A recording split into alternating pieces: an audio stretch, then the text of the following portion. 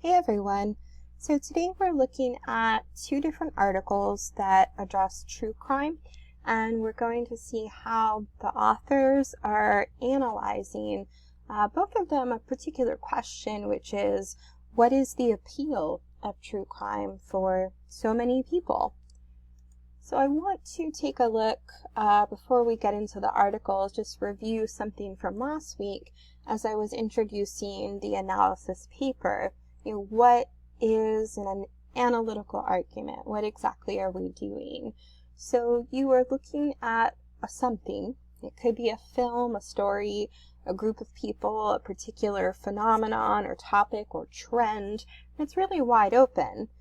But then you are focusing with your research with an analytical tool to help you better understand something about your topic. What it means, how it works, why it might matter, what the reasoning behind an idea is. But the important part is figuring out, how do I want to approach my topic? What is my angle? And that can come from research you do. It can come from an expert in the field or even outside of it. Maybe you're looking at a moment in history, but you're curious about the psychology of the people at the time and their behavior. So you might draw upon a general source regarding psychological motivations and then apply it to the specific situation you're looking at. There's a number of different ways you can do this, and I want to take a look at some examples today, and then also there'll be some more examples next week. But it's a matter of, what do you want to write about? Why do you want to write about it? What interests you? And how can you focus on it? Make sure your analysis is limited to a particular angle that is hopefully going to be unique, and that you'll be able to learn more about your topic and then convince your reader through your paper that you have some kind of insight that is valuable and something that you can explain reasonably and persuasively. So if we look at Maude Campbell's article, The Time of True Crime, Why Sociopaths and Serial Killers Are Taking Over Pop Culture, we see that she is setting up the phenomenon, the topic that she wants to analyze. She talks a little bit about the history before moving on to what she wants to focus on, which is a present trend, something that's happening now, and what she's wondering about it. And that's often a place to start, something that strikes your curiosity, that you want to know more about and you want to understand better. And then your job as a writer is to then help your reader understand it better. Not in the sense of just reporting information, but interpreting a topic for your reader. So first she tells us that the genre has its origins in something that, while it's always appealed to the poor and the elite, for the elite it would have been sort of secret. You wouldn't want somebody to know you were reading a crime fiction paperback or a true crime newspaper article. But everyone indulged in it, and that history goes back to the Victorian era, the Jack the Ripper craze. Never found, constantly in the newspapers. People were scared, but also fascinated, and people were constantly theorizing, who could it be? Is it one of us? That's often a point of fascination. Campbell then mentions the Lindbergh baby, which is something that you may or may not have heard about in history lessons. Kidnapping and then murder. You heard at some point about O.J. Simpson's trial. I actually grew up when that was happening, and it really was, as Campbell says, a major shift in how the news worked. It really became a matter of 24-hour news reporting that didn't exist in quite that way on television before. And that's definitely some of the seeds we can see in the growing fascination with true crime. But as far as our present moment, that's what Campbell's interested in. So she says that the change might have started in the 70s with serial killer Ted Bundy. His charismatic personality and 2 successful escapes brought him to the fore of media attention. Look no further than the upcoming Netflix film. It's not upcoming anymore. You can watch it on Netflix. Extremely Wicked, Shockingly Evil, and Vile. Zac Efron, former High School Musical heartthrob, is portraying a serial killer, and people are eagerly awaiting his performance. What does that say about the time we're in? And that's really the heart of Campbell's analysis, her investigation. She wants to answer that question. What does an interest in true crime in the general population say about the time we're living in? Is there a connection in some way? That's what she wants to find an answer to, and then tell us about her interpretation, her analysis of the connection between her topic and its meaning for a society, particularly as she's speaking to the U.S. Primarily.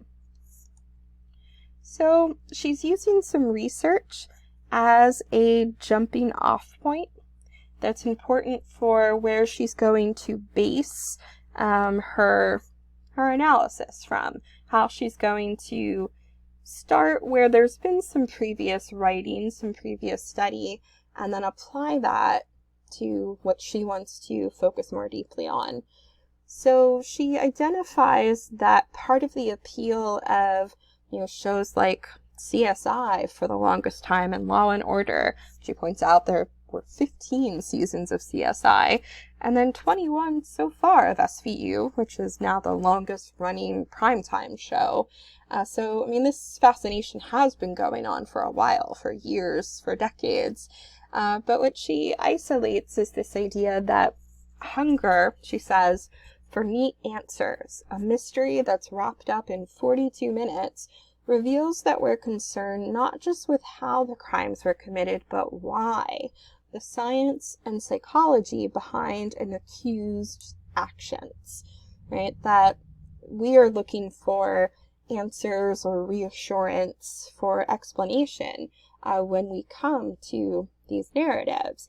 And so here she then quotes an author who, New York Times bestselling author, creator, producer, writer, host of Investigation Discovery, show Dark Minds. So she's drawing upon someone else's research and is hopefully going to build off of that to conduct her own analysis.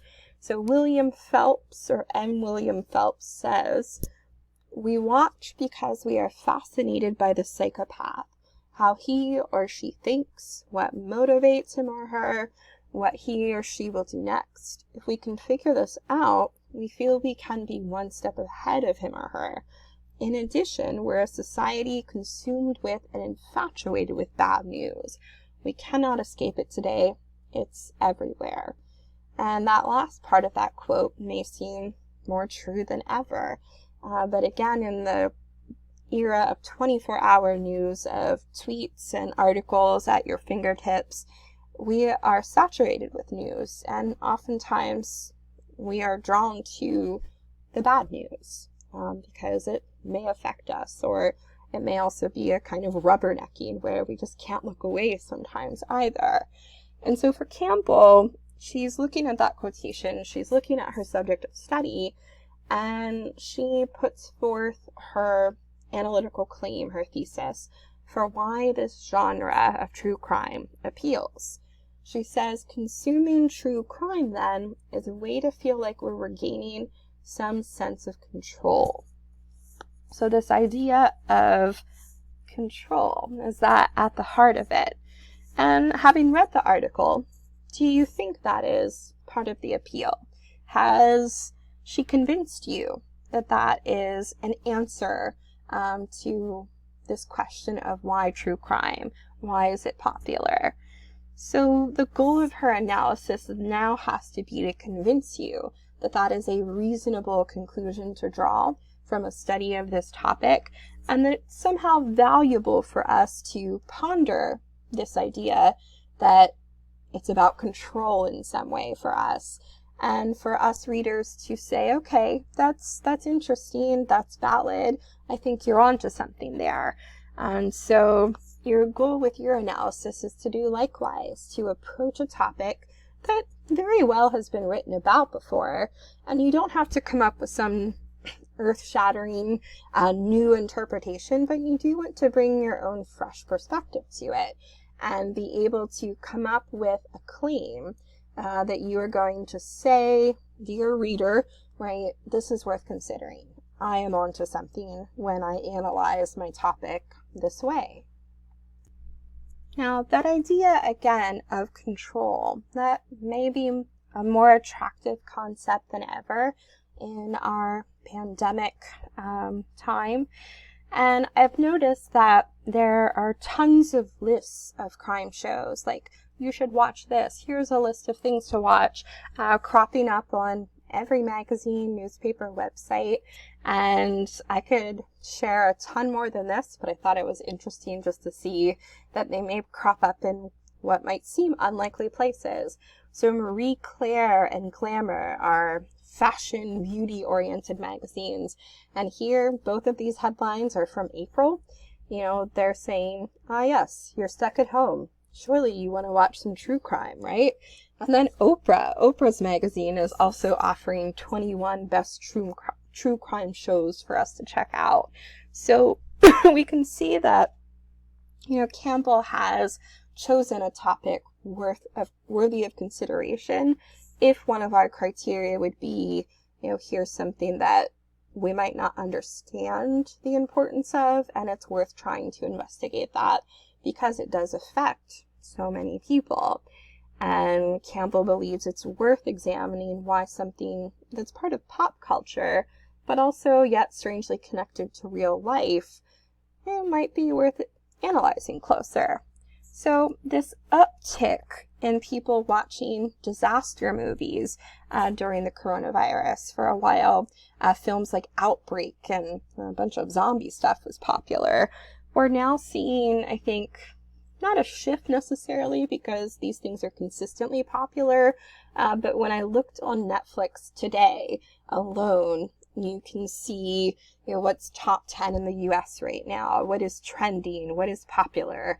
And I thought, oh, I'll just throw some of these up here just to give us a sense of, yeah, this interesting crime narratives dominates.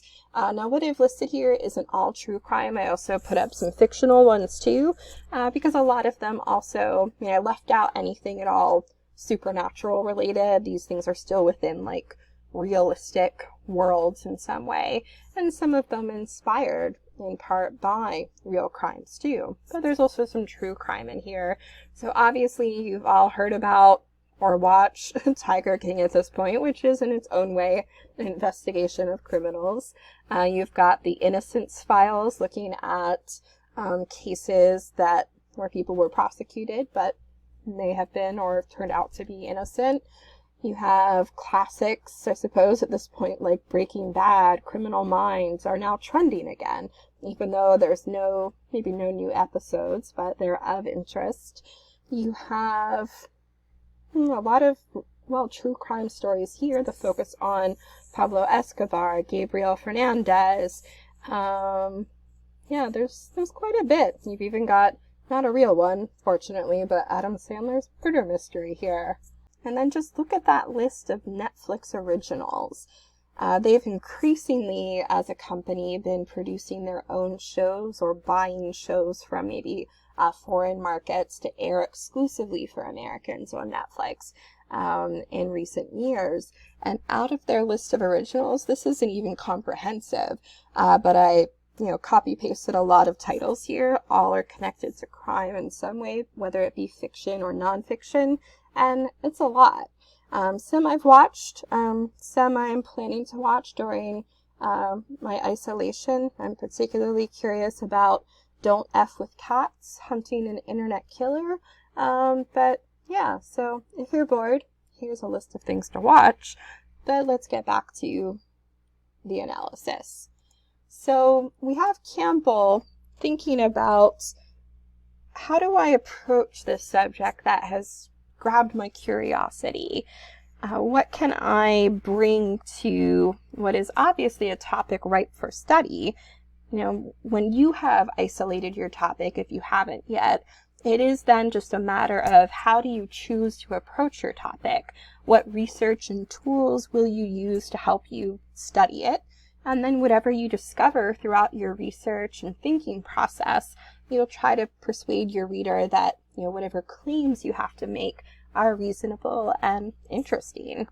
So we see that Campbell is drawing upon a number of different kinds of sources to help her analyze. True crime authors she quotes from, some stuff from some magazines and newspapers. I believe Time was in there. A true crime podcaster. True crime podcasts are a whole nother genre that's huge. An actual detective, a professor of sociology, right? So she does have a lot going there. Now, Campbell's article is credible, but it's certainly not what we would call academic. It's a popular media article. So if she were to go more the route of a scholarly article, she would want to conduct more academic research, probably read more about sociological theories, which she does mention a bit by quoting the professor. She might even focus in on the fans and the content of a particular show or film and really break that down as a case study. There would be a lot of ways you could take this article from more than just a general interest piece and into a sustained academic study. But she's definitely using some useful sources here in order to conduct her analysis. So at the end of her article, she gives us what she has discovered, the analysis that she is concluding with. Why does she think true crime appeals, and why does that matter, right? It's not just a question of curiosity. I wonder why. Oh, cool, that's the answer. But rather she's trying to consider, okay, now that I've analyzed this, what are the ramifications of my discoveries? Why might a reader be interested in what I have to write about? And of course, that's something that you will have to consider in your conclusion as well, to make those kinds of big picture connections. And so she tells us, after conducting her analysis, that this relates to, and she's writing this in 2019, but she says it's 2019 and our country feels divided. That is not an extreme statement, but it is extreme to realize that we do not know what to expect from our own president, elected officials, subway passengers. That's probably more true than ever now, but most people are avoiding the subway and the buses, and with good reason. So, as she says, anything can happen, and I find it reassuring to know that with true crime, the outcome is wrapped up for me in a predetermined time frame. Yes, it's a form of entertainment, a subject of curiosity and oddity, but it's also a lesson in self-awareness and history. We can learn from the crimes committed, not how to commit one of our own and escape detection, but how to move forward as a society. So that is what Campbell has taken away from her study of her topic. And so you'll want to consider with yours, what is my takeaway? How do I want to share it with my reader so that they see that my analysis, my conclusions, make sense from what I have cited, what I have talked about, that this is a reasonable conclusion to draw. And so as a reader, having examined this article, you might ask yourself, has Campbell earned this conclusion? And what I mean by that is based on what she has told you throughout the course of her article, does this seem like a sensible conclusion? Has she built up to it enough? Because that's a big part of the analysis, is to put reasoning behind your claims. So even though we're not arguing on position issues where you're saying yes for the death penalty or no for gun control, right? We're not looking at things that are quite that divisive. Rather, we're investigating and analyzing and then sharing our findings, but still arguing, right, that this is important, that it is worthy of time and attention from a reader. And so you'll want to consider, how do I earn my conclusion? How do I walk my reader through my analysis? And that'll be something that, as you're working on your paper, feel free to come to me to show me parts of your draft, to brainstorm if you find yourself, struggling at all with this. But having seen your work this semester, I know that you guys have good analysis skills, and I'm really looking forward to seeing what you decide to focus on. But we'll shift over now to the Tithecott, which is a more traditionally, I suppose, academic analysis. So you can see that just from, the works cited at the end and the way that the article is constructed.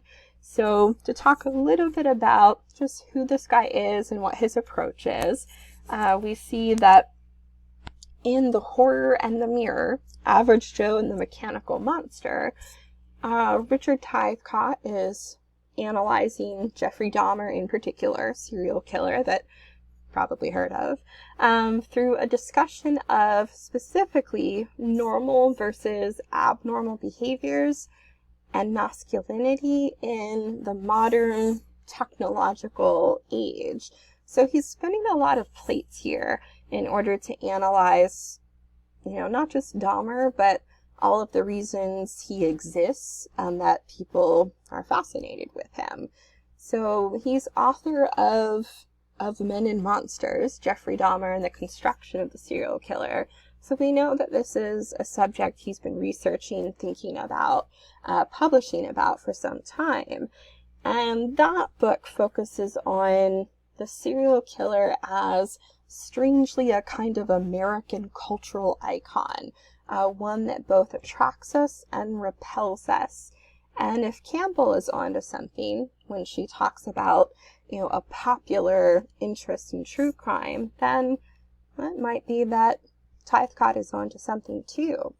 And he argues in his book, and I think you can also see this in his article here, that the stories we tell and the images we conjure of serial killers, real ones and fictional ones, shows like Dexter and You, that these narratives reveal as much about mainstream culture and our values and desires and anxieties as they do actually talk about the killers themselves.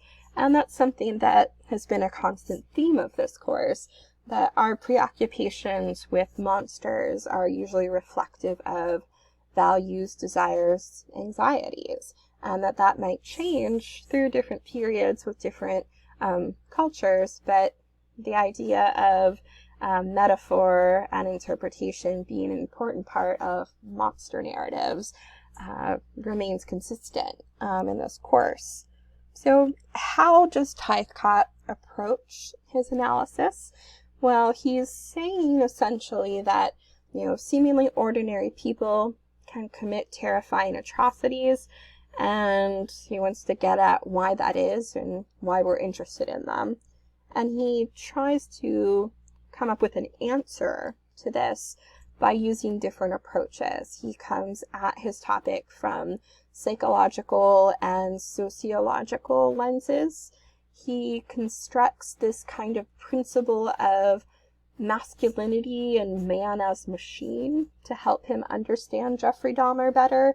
And, that's drawing upon some other research. And so he's got a couple of different angles with which he is trying to understand his topic and then teach us about it. For your paper, it's more likely that you want to keep your focus even more narrow and have primarily, one approach that you're taking with your topic, because it is a shorter essay than this one. Thankfully, you might be saying to yourself. So a little bit of background on Jeffrey Dahmer. If you're not overly familiar with him, American serial killer who committed the rape, murder, and dismemberment of 17 men and boys from the years of 1978 up to 1991. And his later murders often also involved necrophilia and cannibalism. So quite a period of time that we see there, and one that has long fascinated people specifically because of what Tithecott emphasizes, how normal Dahmer seemed. Now, with hindsight, we look at Dahmer and most likely you can say, oh yes, I see the killer in him, or oh, he just looks strange, or he looks evil, but that often comes with hindsight and with a mugshot. But before that, a lot of people commented on how normal he seemed. One of his neighbors said he seems like the average Joe. An almost victim, the person that actually led to Dahmer's arrest because he escaped, they had been back at his apartment, and this guy opened their fridge and found some dismembered heads, as you do, and fortunately managed to get away. But this victim even commented that he seemed like a normal, everyday guy.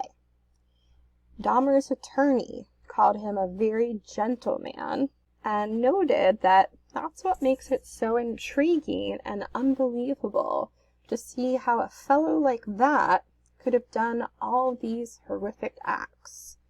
And we would see this idea repeated throughout countless coverage of Dahmer's trial, the murders, that concealed amongst all this normality lies dormant evil. So the idea of the hidden serial killer, criminal, evil monster is very fascinating to us. Is the person next door, the person you see on the street, what is a person's inner life like? We often don't know it. And then stories like this come to our attention, and it's perhaps quite different than our imaginations would normally allow for. And then just as a side note, if you're at all interested, there is a film that came out a couple of years ago called My Friend Dahmer, which is a recreation of his high school years that's based on a comic, a graphic novel by one of Dahmer's friends from high school, who likewise didn't really anticipate who Dahmer would grow up to be.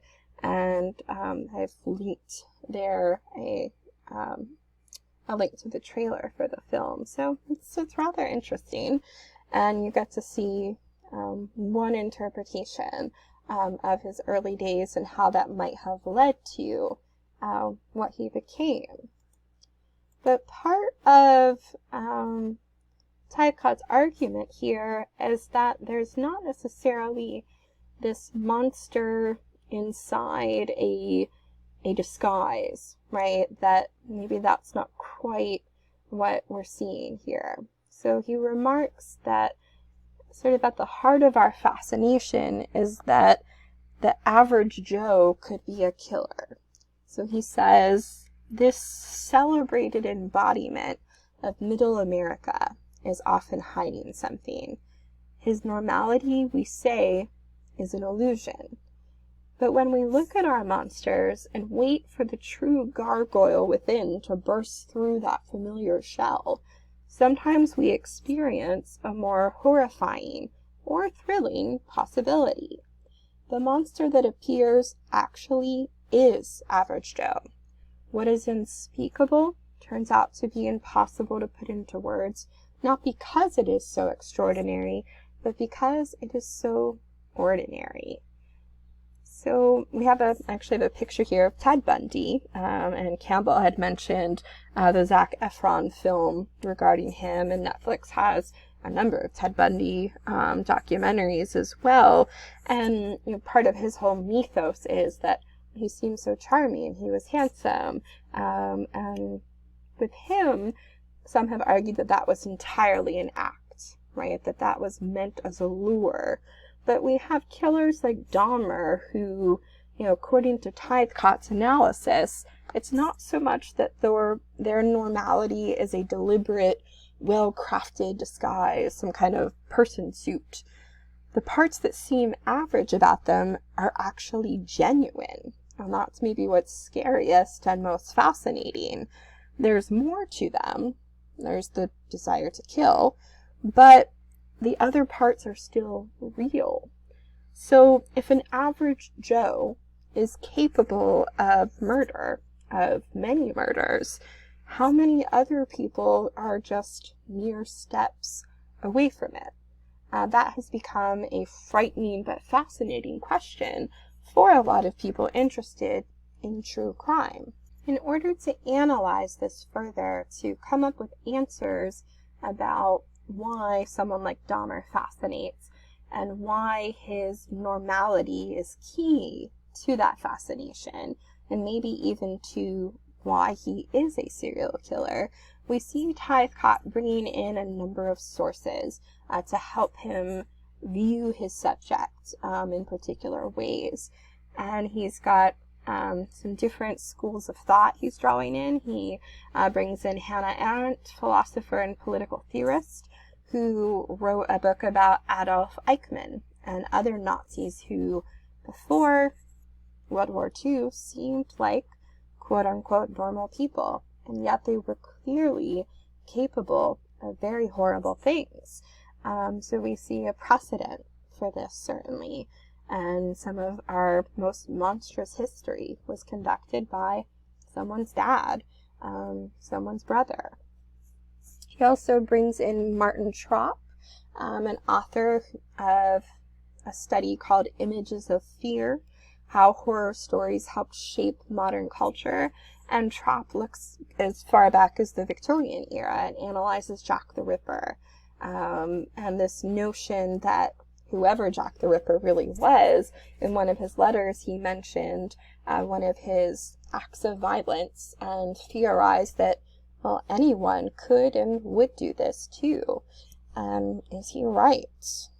He also draws upon someone who is situated within popular culture, horror director John Carpenter, who brought us Halloween and its own Michael Myers serial killer. And he discusses how repression is such a part of our duality, that the things we repress that are not considered normal in a society form a large part of who we are, sometimes not in the most healthy of ways. And so Jonathan Dollimore and Joan Smith, social theorist and a journalist and human rights activist on the other end, both riff off of this idea that what we repress in our struggle to be normal can end up, kind of exploding back in our faces, just in much more large ways in the case of someone like Dahmer.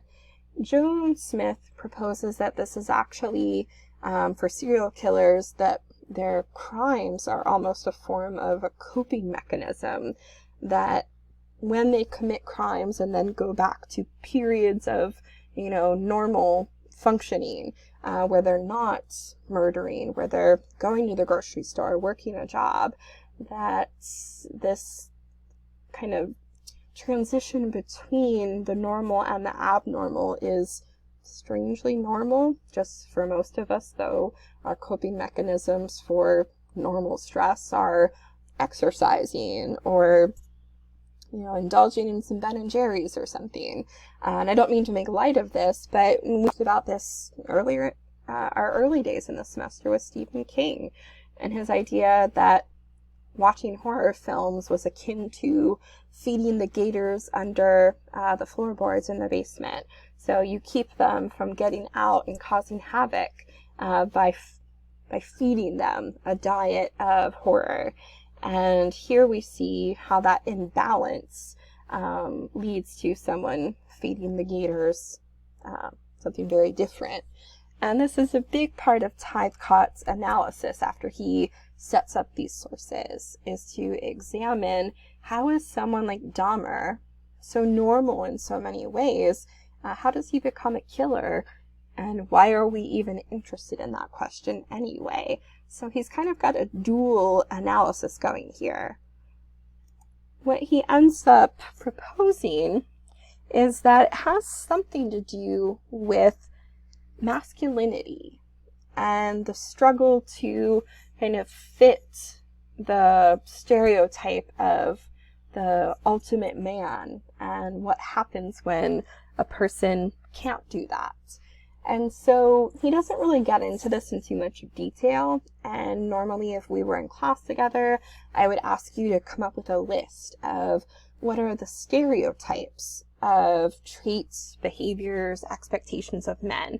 Not things that are necessarily true, but that we've all been exposed to in media in some way that, this is what men are and women aren't, even though we don't live by stereotypes, but we know that they exist.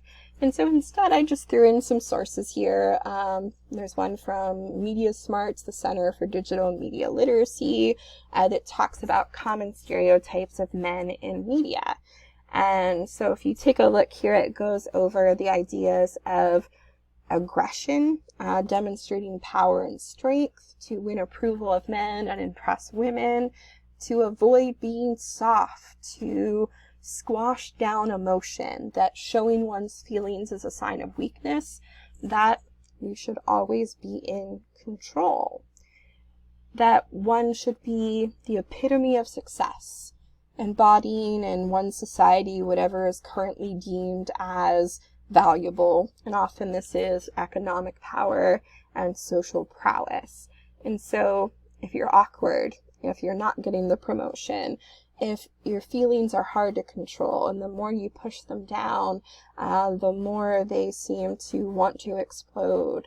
This seems to be what Tithecott is driving at here, that stereotypes that one might feel beholden to and causes repressed emotions and experiences might then have a kind of explosive reaction. There's also a source here from PBS's Psychology for Everyday Life site, which is kind of interesting, and it discusses women and men and stereotypes. But they break down kind of the basic cornerstones of masculinity, stereotypically speaking, as men are tough and powerful, men are unfeeling and insensitive, men are logical, sensible, and rational. So you must squash down your emotions, you must be strong, and you must be rational. You are, according to Tithecott, basically a machine, or at least that's some of the comparisons that were drawn between Dahmer and his behavior. Despite being the average Joe, he was also interpreted as being quite like a machine. So Tithecott is interested in the questions, how can a man, an average Joe, become a murderer? And how can a man be like a machine? What's the connection in this article between Dahmer, machines, and masculinity? Because if we look back at the title, The Horror in the Mirror suggests that we hold within us, potentially, the same monster that is Dahmer. And Dahmer is at once the average Joe and the mechanical monster. So the mechanical monster might seem like a sudden topic shift, like why are we moving from normality and abnormality to stereotypes about men to men are machines. But what Tithecott, I believe, is trying to do here is through these various analytical approaches, build a kind of series of connections that can lead to the conclusion he draws. And a big part of it is this idea of, again, much like King, what happens when you don't feed the gators, or what happens when the pressure valve breaks. If a man feels like he must be almost machine-like in, emulating whatever is considered to be ideal, and you feel programmed or like you're going through the motions, what happens when that becomes too much? What happens when the man-machine breaks? And so Tithecott is interested in this principle, this conception of if civilized man is something like a programmed machine and some machines break because of the pressures of expectation and the result of repression of certain behaviors and feelings, then is this what happens? Is that how we get a Dahmer? And is that why he's so fascinating? Because we wonder, what does it take to break a person? What does it take to create a killer? And I'm not sure which answer is more comforting, that it is rare and someone is born that way and that's all there is to it, or that a killer is made from a number of sociological influences, life events, all these different factors that come together, in which case it could happen to anyone. Or could it? That's a whole nother ball game. But this is something that Tithecott is interested in. So now we see how he takes this new analytical principle, Dahmer as automaton, as machine, and he goes through a very detailed analysis of how not only is Dahmer the average Joe, which he had evidence for, but he also was at the same time, especially after the court case, was seen, or rather during the court case, was seen as being much more machine-like too. So he goes over the image that some people said, remembering seeing Dahmer walk to the school bus, that he had a ritual, 4 steps forward, 2 steps back, 4 forward, 1 back. When he was arrested, somebody commented that he looked so emotionless, so harmless, as if he were a robot being led away. There's an interesting kind of contrast here. Emotionless during an arrest would suggest that you feel no guilt, that you are some evil person. But at the same time in this quotation we see harmless, as though he is defanged, as if he's a robot he had little to do with it. He's just kind of programmed. So there's some discrepancies that are interesting here. Some of the observations of Dahmer in the courtroom: his face was passionless, his eyes were almost vacant, his walk was the pace of a zombie, and when he was charged with murder, his attitude, his face, impassive. And then his lawyer, who previously had described him as a gentleman during this court case, that seems so normal it was hard to believe he was capable of these things. He also described Dahmer as a steam-rolling killing machine, a runaway train on a track of madness, picking up steam all the time, on and on and on, a cool, calculating killer who cleverly covered his tracks. So we have seemingly 2 competing interpretations of Dahmer raised in this article. One, that he is just like everyone else, and that it's not that he's faking his normality, he is both normal and a serial killer, which we would think that's abnormal, but they're connected in some way. Tithecott seems to be driving at. But at the same time, he is like a robot. He is like a machine, a broken one, and one that is actually quite clever. We see at the bottom that his killing is machine-like, but it's also chaotic.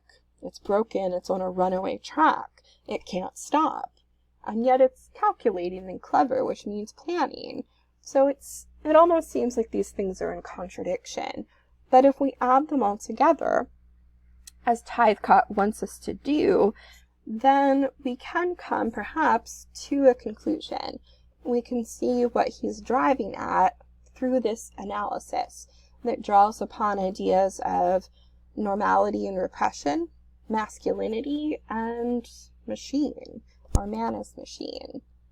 He concludes that the horror of Jeffrey Dahmer was that he was so ordinary, so unremarkable, just an average Joe, and yet he was capable of such horrific deeds.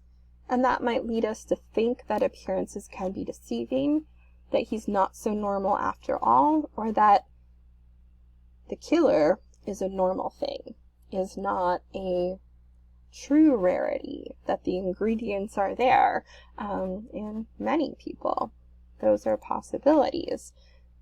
Tithecott also remarks that our desire for normality, our fetishization of average Joe, inevitably means that abnormality is constructed as something that needs to be suppressed, something that inevitably becomes desirable, mysterious, sexy. Is that where we get the many women who flock to Ted Bundy, both before he was tried and arrested and jailed, and also, strangely, after? So there's this seeming split between the normal and abnormal, the expectation and the repression. But what Tithecott is driving at is that because we're so obsessed with appearances, with what is normal and acceptable, that repression becomes normal. And the idea that whatever we're repressing could return and explode also becomes normal, but also at the same time fascinating, which is a chaotic ingredient list for an obsession with true crime, because of all of these seeming contradictions, because of the fascination with what is different than us, but maybe not so different from us as well. So as it comes into more focus, Tithecott argues that our culture's depiction of the serial killer as a kind of letting off steam is also a picture of average Joe. You, me, who has given in to his deeper desires. Our monster turns out to be not something monstrous disguised as Joe. Joe who has let it all hang out. So it's not an evil monster inside a fake construction of someone pretending to be normal, but in fact, normal people have within them the capacity to let it all hang out. It's just that most of us don't. Now, the question once again becomes, has Tithecott given you reasonable argument throughout his paper to convince you that that analysis, that conclusion, is sound? Has he earned this analysis? Has he given you the evidence and the explanation to, if not convince you, you might be like, nope, Tithecott, you're wrong. I am not an average Joe who is capable of murder. That's fine. But do you think his analysis on the whole is valuable and reasonable and supported enough that you could entertain it for a while, that you could be curious, even if you're not convinced? Because that is also the goal of your analysis, not necessarily to become the one right answer on a topic, but to offer something that is reasonable, that a reader can see your connections and how you are building your interpretation of your topic, and that at the end, whatever conclusion you have come to, that we can say, okay, I see how you got there. I see why you think that. You have explained yourself in a way that is reasonable and that is backed up with sources, with logic, even if I don't agree.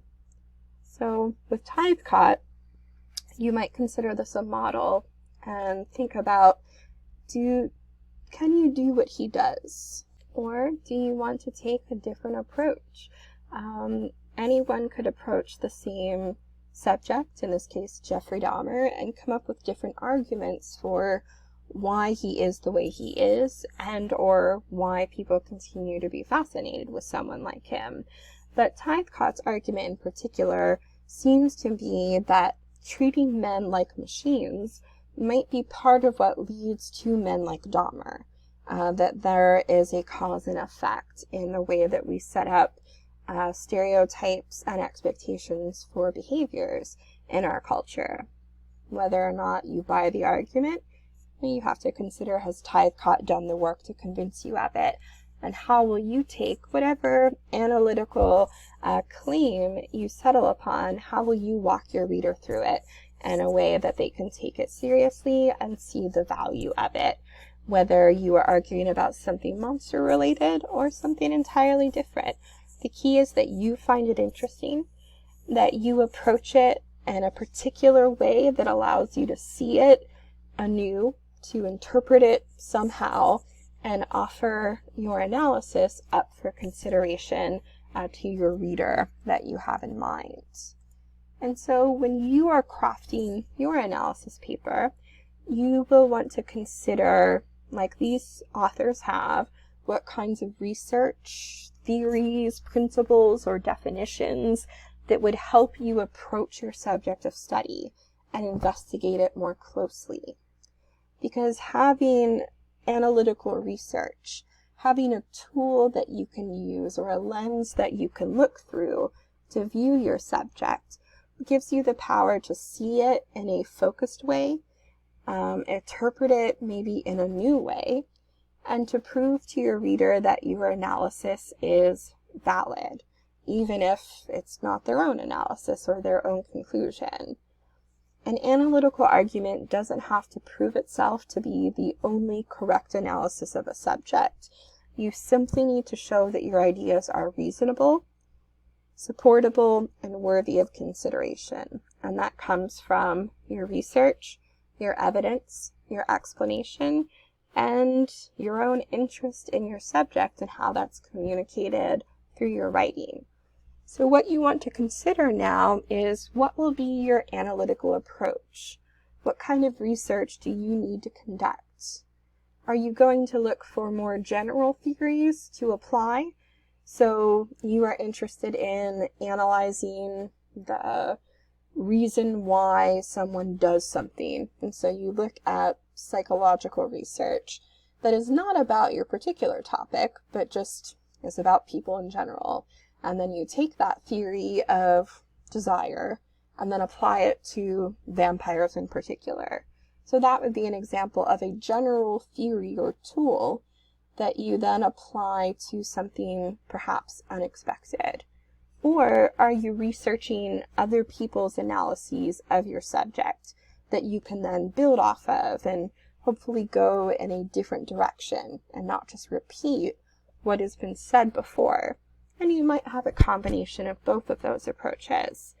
Ultimately, once you have studied your subject closely, you've interpreted it, you've analyzed it, what do you want to show your reader? What do you want them to take away from your paper? It's not a yes or no position argument. It's more so this is how I've analyzed my topic. These are the conclusions about it that I've reached. Throughout my paper, I'm going to walk you through how I got to this thought, and I'm going to convince you that it's important in some way. That is your task. So what you should be working on in that vein is to keep up with the lecture videos, to work on your annotated bibliography, which is due Sunday. Next week, the schedule is already up. There are some readings, some example analyses. One of them is actually a video essay, which is kind of cool. And then I will post lecture videos as well that'll talk a little bit about those and give you tips for writing your analysis. And there will be no new assignments beyond the annotated bib. It's all a matter of researching, writing, and seeking help if you need it as you develop your paper. Next week, I will also talk about the final reflection, which is basically your final exam, but it's not a test. It's just a short, almost diary-like reflection on the semester. And that and the analysis are the only things left that are due on finals week. So that's what I've got for you this week. Let me know if you have questions. Email me, talk to me on Skype. Don't hesitate to reach out, and I look forward to seeing what you guys are coming up with. Annotated bib is due Sunday. If you need some more time, all you have to do is let me know. But the sooner you can develop that, the easier writing, the more easy writing your analysis is going to be, because the annotated bib is to help you set up your research and think about how you're going to use it in your paper. So that's it for now. I will talk to you guys via video next week, and I hope you all have a good rest of the weekend, or a good rest of the week and weekend. Clearly, I seem to think it's the weekend already. All right, everybody. Take care.